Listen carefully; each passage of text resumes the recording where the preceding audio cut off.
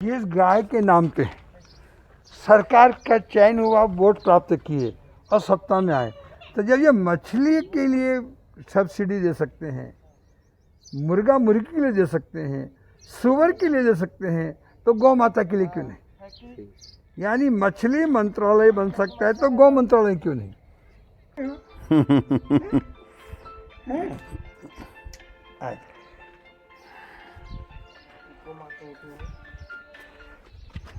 दुर्भाग्य, अभी भारत सरकार जीवित पशुओं का निर्यात करने की योजना बना रही है। यानी जीवित पशुओं को विदेश में भेजना हमारी संस्कृति के साथ कुटारा खाते हैं और रामकृष्ण महावीर की संस्कृति के खिलवाड़ है।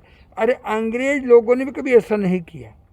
तो हम तो कहेंगे सरकार को कि वो जल्दी गाय को राष्ट्रमाता घोषित करे और उसके साथ में भी रिसर्च सेंटर स्थापित करे हर इलाके में, और अनुदान दे और गौशाला को संवर्धन दे, आगे बढ़ाए।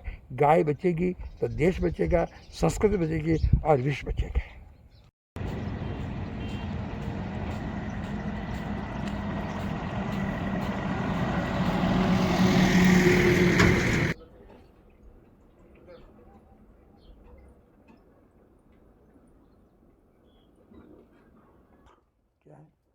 तो जो आवश्यकता है ना वो वहाँ बांध के रखते हैं हम।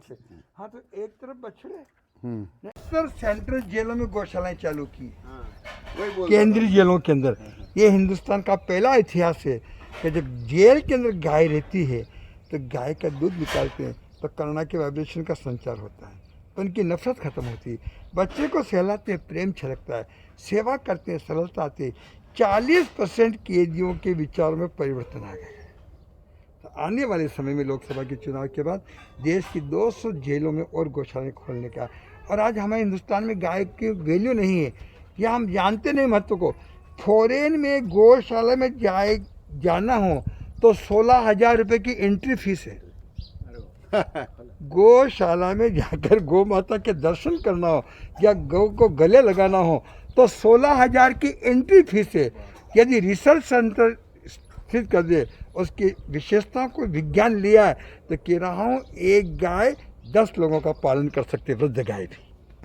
सब फायदे मंजूर होकर सब गौशाला को 40 रुपए एक गाय को रोज मिलना चाहिए। वही नहीं दुष्काल है। हाँ, तो पानी नहीं है। अच्छा, तो घास अपने खेती से आती है। फिर 6 महीना तो पूरा चारा फुकट का रहता है गाय को। लोग लाके देते हैं कुछ? लोग थोड़ा बहुत देते, ज्यादा नहीं देते। अच्छा, आसपास में घूमने जाती गाय? कभी कभी जाती है जब बारिश का मौसम रहता है। जब अभी नहीं बेचते? नहीं, अभी कुछ खाने में नहीं। खाने का ना हो, इनके पाँव खुले हो जाते हैं, तभी वो अभी हो जाएगा, हो जाएगा। मैं इसलिए बॉम्बे जा रहा हूँ, पुणे में। मैं गौ माता के लिए आया हूँ महाराष्ट्र, उसके बाद आंध्र कर्नाटक में भी ये स्थिति अपने को लानी है। अपने सरकार का 1000 करोड़ का बजट बनाइए सब गौशाला। जिस गाय के नाम पे सरकार का चयन हुआ, वोट प्राप्त किए और सत्ता में आए, तो जब ये मछली के लिए सब्सिडी दे सकते हैं, मुर्गा मुर्गी के लिए दे सकते हैं, सुअर के लिए दे सकते हैं, तो गौ माता के लिए क्यों नहीं? यानी मछली मंत्रालय बन सकता है तो गौ मंत्रालय क्यों नहीं? और हमारा कहना है कि पहले कोंडवाड़ा थे हर गांव के अंदर, उन कोंडवाड़ा के अंदर गायों को रखा जाता था, तो वापस पुनर्जीवित करना चाहिए।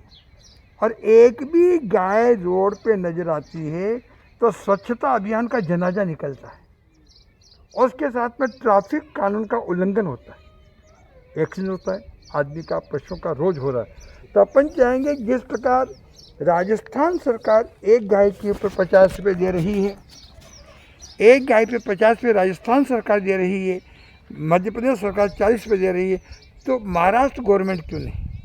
हम चाहेंगे यूपी सरकार की भांति उत्तर प्रदेश योगी सरकार हर गाय को गौशाला में 50 रुपये का अनुदान दे रही है, और जिस किसान के घर पे गाय है उसको 1000 रुपये का अनुदान दे रही है। तो जब ये एक ही पार्टी की सरकार है, एक ही विचारधारा की सरकार है, तो फिर ये अलग भेदभाव क्यों? तो इनके लिए पशुधन बचाने के लिए जब इनके लिए हर गांव के अंदर ग्राम पंचायत लेवल पे एक गौशाला होनी चाहिए। अभी राजस्थान सरकार ने बैलों के लिए नंदीशाला चालू की और 1.5 करोड़ रुपए एक एक नंदीशाला को दिए। क्या जी? यदि पशुधन नहीं बचा तो इंसान भी नहीं बचेगा, प्रकृति सृष्टि भी नहीं बचेगी। और मैं तो हिंदुस्तान में 30 लाख मंदिर, मस्जिद, चर्च, गुरुद्वारे हैं। यदि एक एक गुरुद्वारे में 100 गाय धर्मस्थल में पाल ले तो एक भी गाय कत्ल को नहीं जाएगी। जब मार्बल के नंदी के ऊपर करोड़ों रुपए खर्च कर सकते हैं तो जिंदे निंदे पर क्यों नहीं, यानी। और पशुधन नहीं बचा तो यूरिया का दूध आएगा, निरमा पाउडर का आएगा, कास्टिक सोडा का आएगा। सुप्रीम कोर्ट कह रही 30% दूध नकली आ रहा है। क्या? तो उससे भगवान का प्रक्षालन किससे करेंगे? प्रसाद किससे बनाएंगे? यूरिया के दूध से बनाएंगे या चर्बी के घी से बनाएंगे? क्योंकि पशुधन का कोई विकल्प नहीं है, कोई ऑप्शन नहीं है।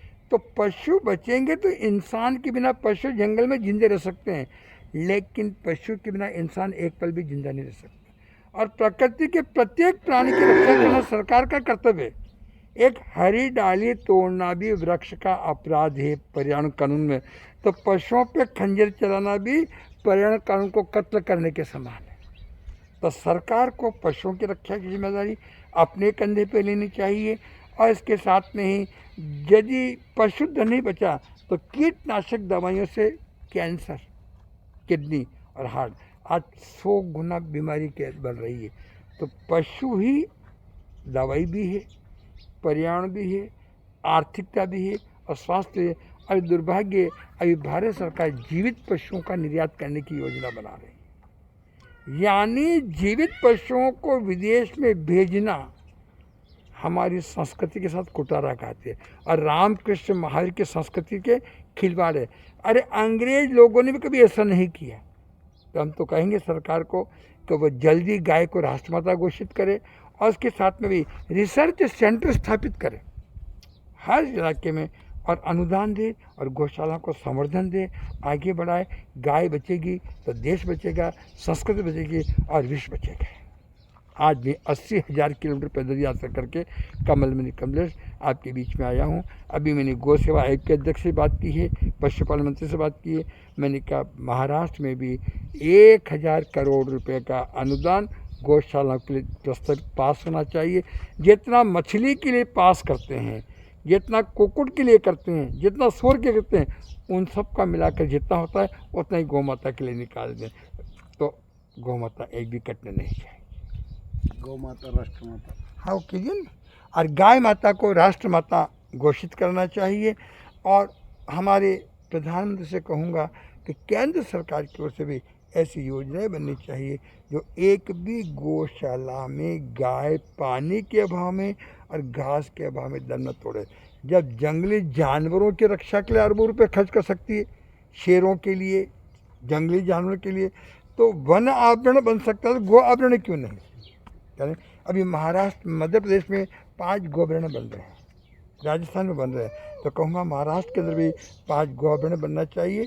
और जब जंगली जानवर के शिकार पर दंड है तो पालतू पशु पर खंजर चलाने की इजाज़त कैसे?